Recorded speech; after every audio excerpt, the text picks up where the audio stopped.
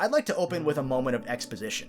Back in 2016, in just my 9th proper video, my good friend Justin introduced me to Catherine, a 2011 Atlus game that truly cannot be described in a single sentence. Despite the many glaring issues we had with the game from a critical lens, we both came out of the experience loving Catherine for its ability to make you question your own beliefs, your own morals, and for how it challenged you in ways that no other game had before or since. So when an enhanced remaster by the name of Catherine Full Body was announced, we knew that we had to fall back into this nightmare world once again. Unfortunately, Justin clearly couldn't make it this time, but join me here today on this Valentine's Day and on, I swear to God, the 69th episode of The Golden Bolt, as we elucidate just how this love story fortifies the game's blocks of strength while tearing away its age and its weakness. I'm confident that if you make it through this analysis, you will want to play the game to experience all of it for yourself, including the many spoilers that we'll be avoiding today. So, without further ado, let's outline not only why this potentially might be Atlus's strongest narrative, but how Catherine Full Body remade a flawed cult classic into a must-play experience. Did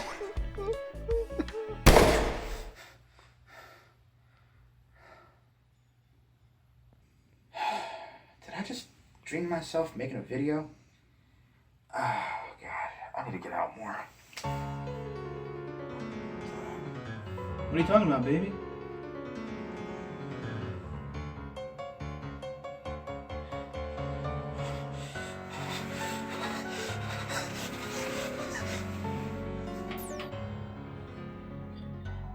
When the night sky fills with glamour, a lovely story awaits you.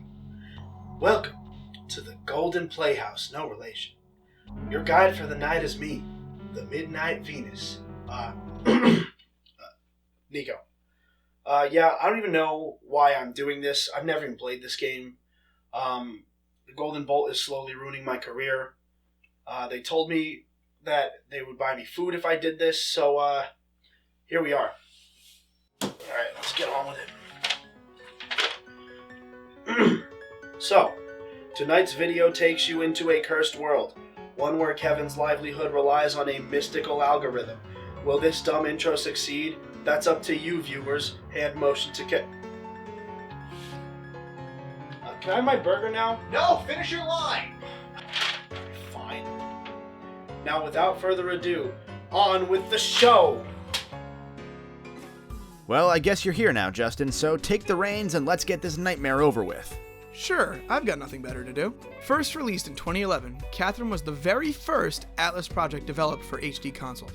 Nowadays, Atlus considers Catherine the test run for games like Persona 5. But if you think about it, it's both the most Atlus game ever made, while being tonally and mechanically distinct from anything they've ever touched. A non-RPG puzzle game with heavy sexual theming, so much so that many retailers almost didn't carry the game. This game gets complicated quickly, so I'll give you the most basic synopsis of Catherine. 32-year-old Vincent Brooks wakes up one morning after several strange nightmares to find out that he's cheated on his girlfriend of 5 years, Catherine, with a younger woman named Catherine. Yep, not even a sentence in, and this has already got all the makings of an Abbott and Costello skit, so let's clear this up before it gets more confusing. Vincent's girlfriend, Catherine, spells her name with a K, so she'll be known as K from now on. His newfound mistress's name is spelled with a C, so you guessed it, she'll henceforth be referred to as C. If we refer to the full name Catherine, we're talking about the original game itself. It turns out that these nightmares that Vincent's having are affecting men from all over, although nobody quite remembers them the next day. Throughout the hellish week thereafter, the player controls Vincent's fate. Do you want him to stay with K, or do you think he should be with C? The choice is yours. Catherine isn't just a tale of two women though, it's also a tale of 2 times of day. During the daytime, you'll mostly be watching cutscenes or hanging out with Vincent's buddies at their regular bar, the Stray Sheep. When night falls and Vincent falls asleep, you'll live out his greatest fears in the form of nightmares, climbing seemingly endless towers of blocks. And if you fall in this dream, Vincent doesn't wake up. In the brief moments between these block towers, Vincent answers questions about love, relationships, freedom, and more, and he talks to other sheep that are astray in the same nightmare. At first glance, I know this might sound a bit too on the nose to be considered a beloved classic. After all, other games ask you to make choices that affect the plot, and they do so in a way that directly weaves story and gameplay sections. What makes Catherine so special, and why it became an overnight success by Atlus standards, is its relatability. Now, of course, we're not saying that cheating is relatable. Don't do it. It's just about the worst thing that you can do, actually. We'll be diving more into Vincent's actions in a bit because we've got a lot to unpack. See, Catherine's relatability comes in the characterization of Vincent, both Catherine's and Vincent's friends throughout the journey. Everybody's felt like they're spinning their wheels at some point in their lives, especially 30-somethings like Vincent. He's just kind of happy where he is. He's in a comfortable relationship, in a comfortable job, with a comfortable routine of alcoholism. And in the game's opening, that's all thrown in the air because Kay is pressuring him to get engaged. Is Vincent really sure that he loves Kay? Is Kay sure that she loves Vincent? Or perhaps are they together out of that comfort, a relationship inertia where it's harder to leave than it is to deal with the problems directly? Vincent's nightmares reflect this as he's forced to answer questions that challenge his worldview and by extension the players. And all the while he's quite literally being chased by his fears, from a demonic Kay to the baby he doesn't want to have yet to a tongue-ass monster. What? I guess he's not a big fan of the chocolate starfish. Anyway, much of this game is totally unique to Catherine. Just about no other game has tackled this game's many themes, and I can guarantee that no game has done it in the same way. There are so many themes, in fact, that it's impossible to document them all without going way too in-depth. Each person will see their own experiences in Vincent's story and take away their own conclusions. So when Full Body was announced, you can see why we were so excited to give this game a revisit. I mean, a full graphical overhaul with modernized gameplay to sand out the rough edges was already enough to get me to buy it. But above the revamped voiceover, the new animations, and the gameplay adjustments that we'll dive into later on, what defines Catherine Full Body are the updated story elements. Something that Atlus had kept a secret for the past decade was that Catherine's plot wasn't originally meant to be a love triangle, but instead a love square. This brings us to Full Body's biggest addition, an adjustment that I promise not only fixes almost every narrative issue from the original game, but goes above and beyond to perfect so much of what Catherine did right. The new feature, I swear to God I'm not making this up, is a third Catherine, this time with a Q. Vincent's third potential love interest is quickly nicknamed Rin, which makes things a bit easier for us and helps this new character stand out from the previously established two. Rin brings a wholly innocent, almost angelic presence to the Stray Sheep's patrons during the daytime, and this is mirrored by Rin's miraculous ability to aid the Stray Sheep climbing the towers at night with this character's lovely piano playing. Okay, maybe that piano's a little bit rusty. Let's let Rin practice for a bit and take it back to those story editions.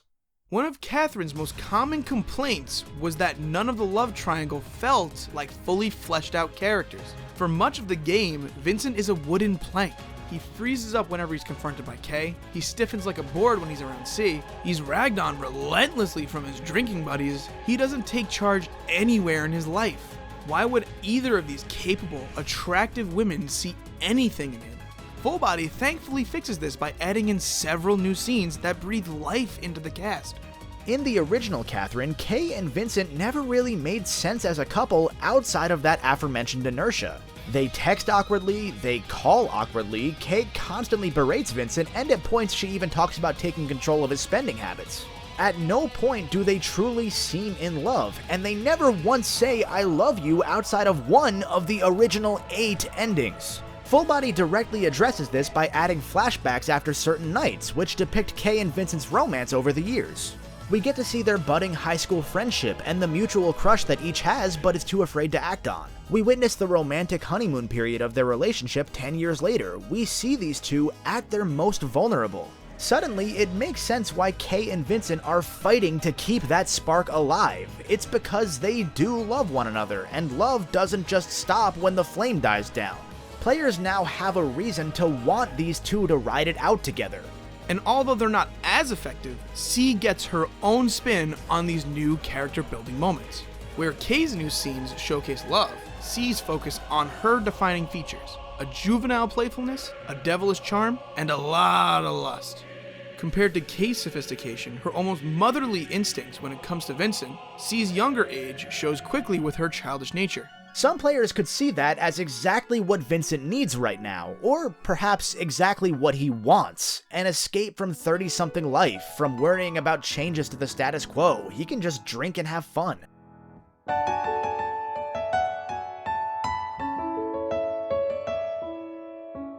Wow, good job, Rin. Practice really does make perfect.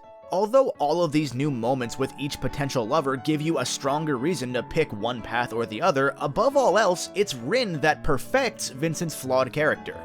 Rin comes out of nowhere at the start of Full Body, an absurdly innocent amnesiac who just so happens to bump into Vincent and sit on his face while running from a mysterious danger. With the help of his friend Erica, Vincent lines up a job for Rin working as the Stray Sheep's pianist, along with setting up an apartment right next door to his own. The two form a connection straight away as Rin grows fond of Vincent's unwavering acceptance, be it of Rin's amnesia or affinity for childish toys and stuffed animals, or even just the very different air that Rin provides from the other two Catherines in his life. The feeling's mutual, as Vincent quickly grows fond of Rin as well, regardless of which path the player takes. When Vincent looks at Rin, he sees someone that he can protect, somebody that teaches him more about tolerance and acceptance, a person that finds the best in everybody.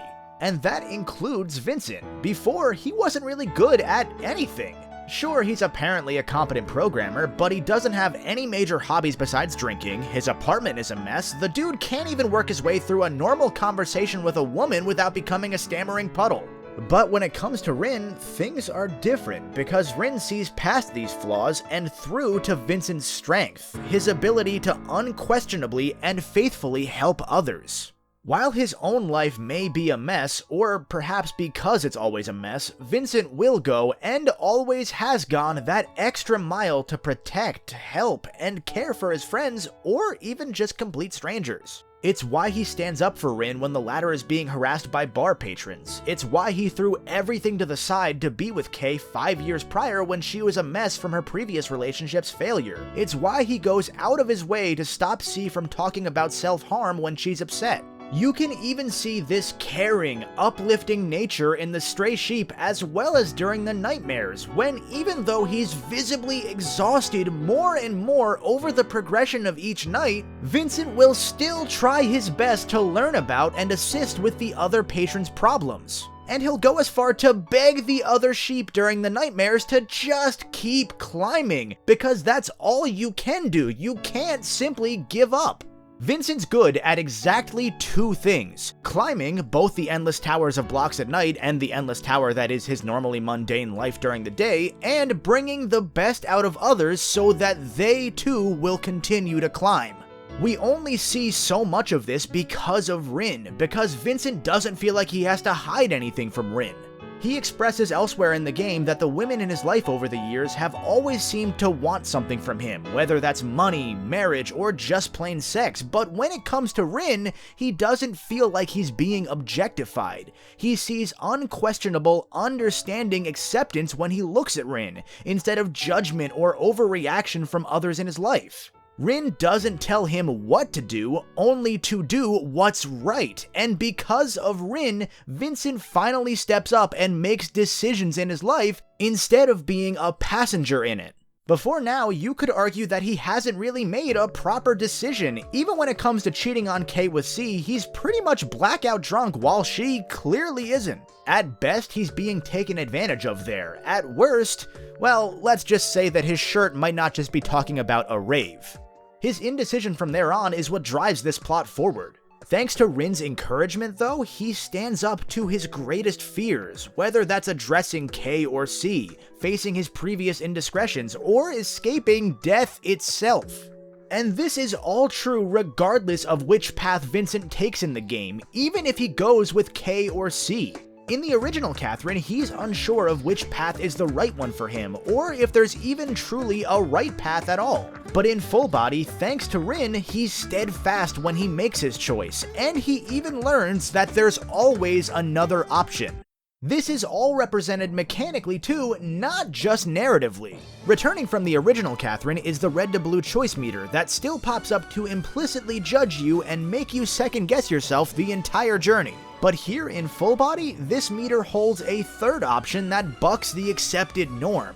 Depending on the choices you make, you can break this meter, and from the cracks, a beautiful flower can grow, showing you that even something broken like Vincent can bring out some beauty in the right environment.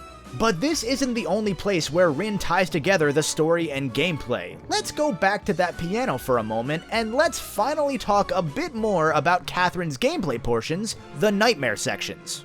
These towers pressure you constantly from all sides, forcing you to think quickly as you push and pull blocks, in other words your problems, to build a path to the light at the end, your solution. All the while, time is bearing down on you from behind, or in this case from below. The lowest set of blocks will continually fall out from under you, meaning that one single mistake can be fatal. This is where Rin comes in, acting as a safety net both for Vincent and the other sheep climbing out of these nightmares. Rin's piano playing will temporarily halt the bottom layer, giving you precious time to think, rearrange, and conquer. This means that even when it comes to the thing Vincent's best at, climbing and maneuvering his environment, Rin only makes him better. In this same vein, Full Body only makes Catherine's gameplay better, cleaning up its many mechanical issues and somehow, against all odds, turning the tower climbing from my least favorite part of an otherwise compelling game into something I actually started looking forward to, something I valued equally to the story progression. Even better, these changes can be as sweeping or as minimal as you'd like, depending on if you're a die-hard fan of the original structure.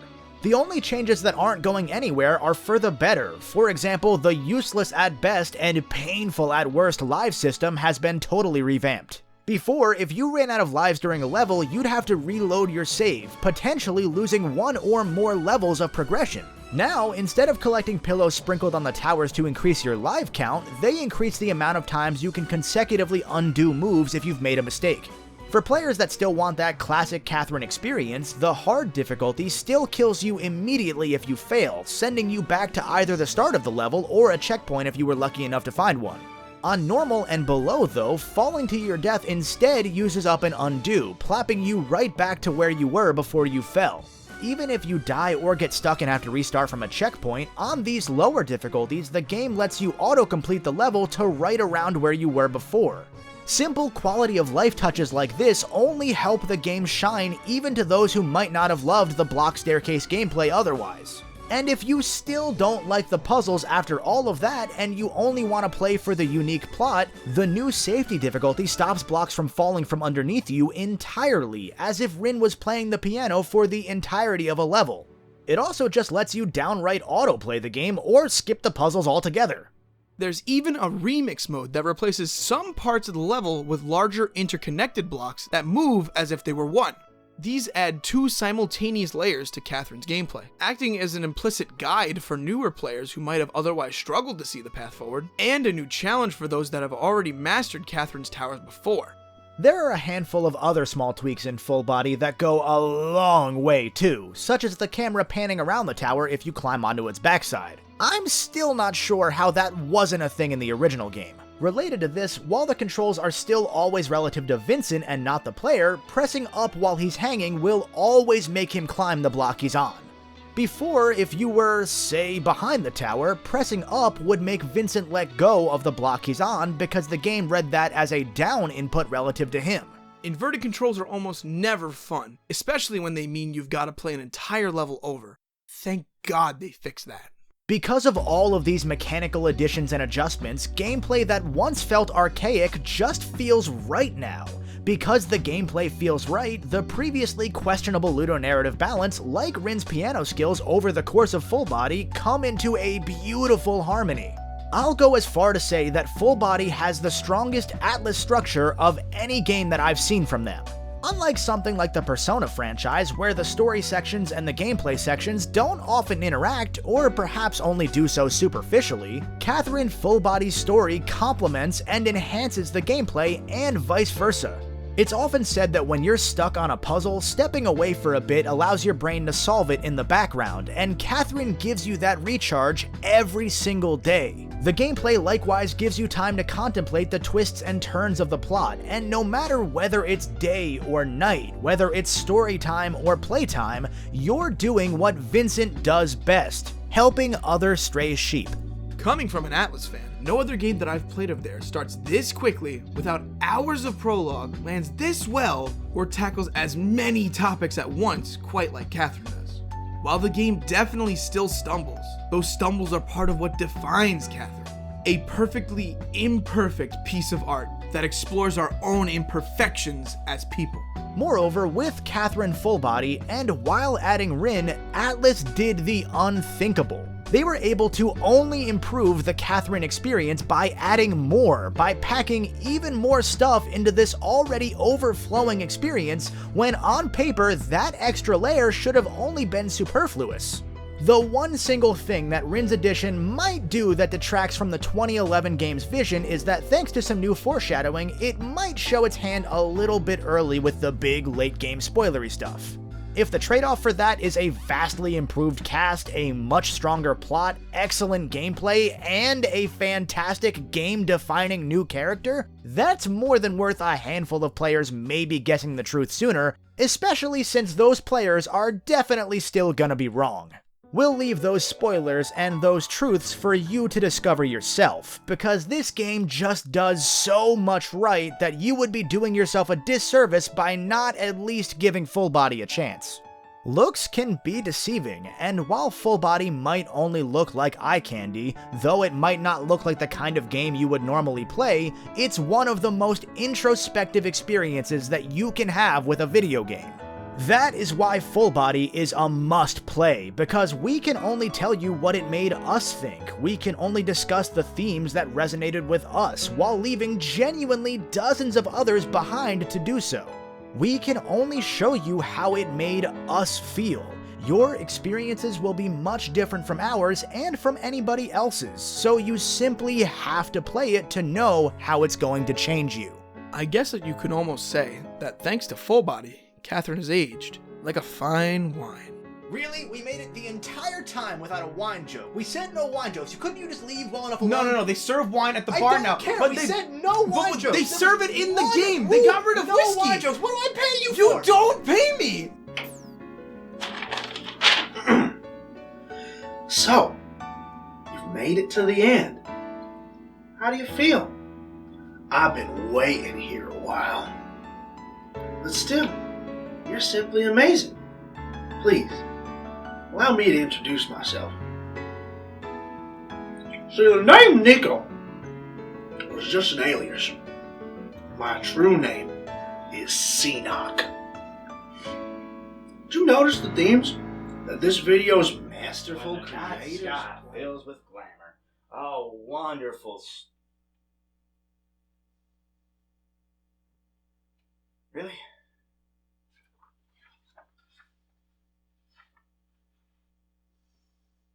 Whoa, a possible thing.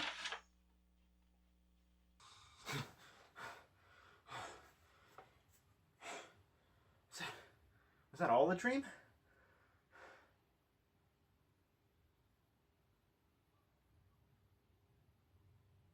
Huh. This video was made possible in part thanks to the generous support of these Patreon backers. If you'd like to see your name on this list, you can do so by supporting the channel at patreon.com/thegoldenbolt. Thank you.